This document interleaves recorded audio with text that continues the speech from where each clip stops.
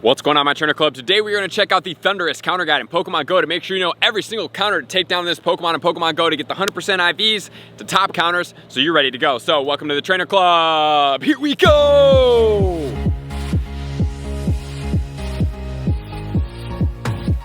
Welcome back, everybody. Let me know in the comments below, are you guys excited to switch over into Thundurus in Pokemon Go? How did you do on Landorus and Tornadus? Did you guys get the shinies? I sure hope you did, because today we're going to change over into the Thundurus, which is going to be the last of the Incarnate forms before the Therian forms start making their debut. So these ones are shinies. The Therian forms are not shinies unless they surprise us, which I highly doubt that's going to be the possibility. So they are going to be the regular forms of the Therian. So remember, we did put out the video. If you do want to check it out, you can check it out up here where we talk about the Incarnate versus the Therian forms, which ones are better to invest in and everything like that. And if you guys do want more raids, you can join for free in my Discord in the pinned comments below, or you guys can join the Patreon where we're having more exclusive raid groups, smaller people that are more dedicated to the raids, and it makes you have the capability to raid easier. So with all that said, guys, let's get into the counter guide for the Thundurus in Pokemon Go.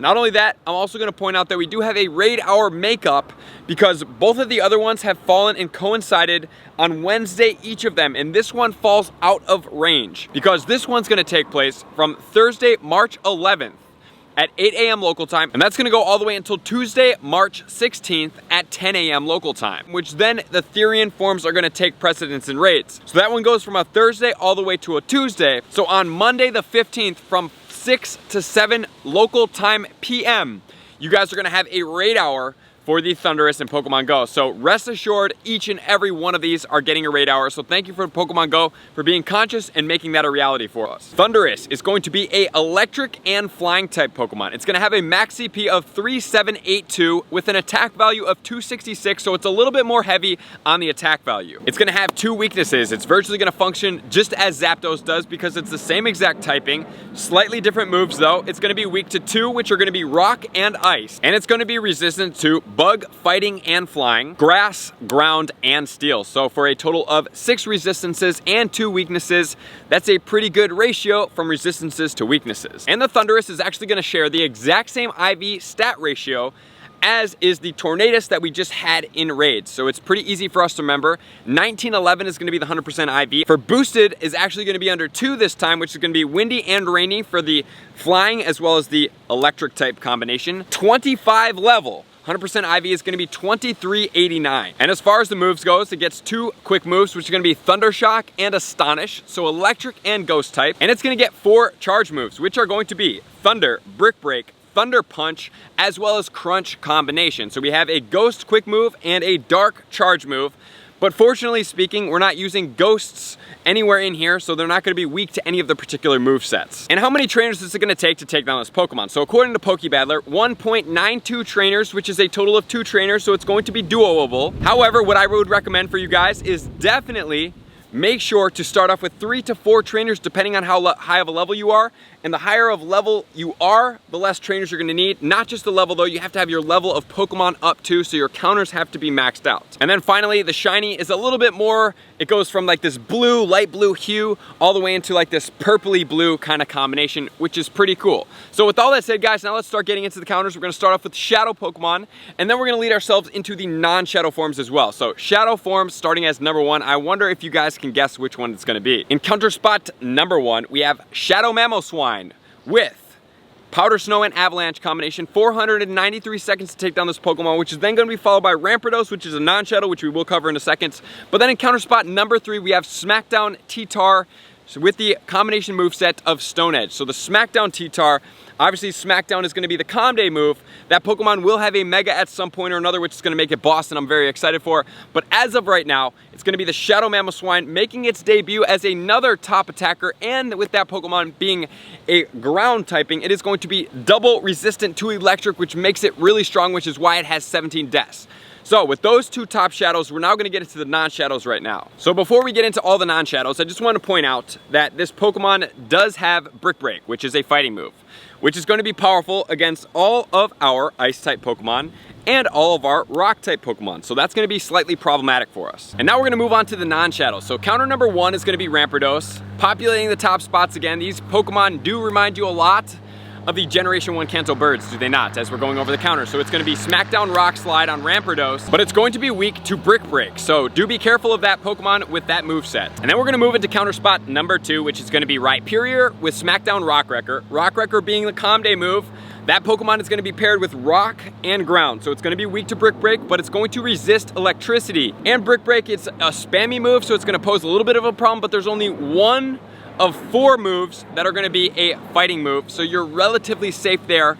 So that's going to be a pretty cool thing. And then in counter spot number 3, we have Mega Abomasnow with Powder Snow and Weather Ball combination. And the Mega Abomasnow is going to be weak to the fighting moveset as well, being that it's a grass as well as a ice combination, so do be a little bit wary about that Pokemon, but it's going to boost all the other ice type Pokemon, including the Shadow Mamoswine, which is definitely something that is going to be beneficial because now we're getting boosted attacks. So those particular situations with the Mega Boost is definitely going to be how you take down this Pokemon if you're trying to duo it. And then we have Galarian Darmanitan with Ice Fang and Avalanche combination in counter spot number 4, followed by the Mamoswine in the regular form with Powder Snow and Avalanche. And then next we have Terrakion. Terrakion is going to be Smackdown Rock Slide. It is going to be weak to fighting, however, with the fighting combination, it's actually going to resist the dark moves. Not really all that big of a deal, but it is something for you guys to take into account a little bit, even though Crunch is only 1 of 4. It's a spammy move, but it's not super powerful. And then when the Landorus in the Therian form comes out, it's going to be populated right here, but it's not out yet, so we're going to skip right into Tyranitar with the Smackdown, which is the Calm Day move,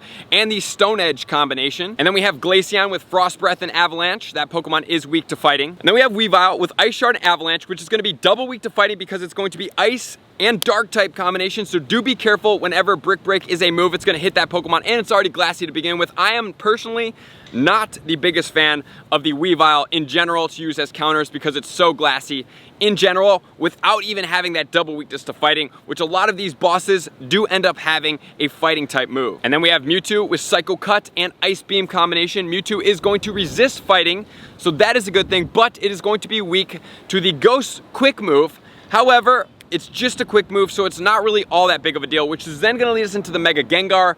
Mega Gengar is just a strong Pokemon. So Shadow Claw or Lick is going to work for the quick moves, and Shadow Ball combination to take down this Pokemon.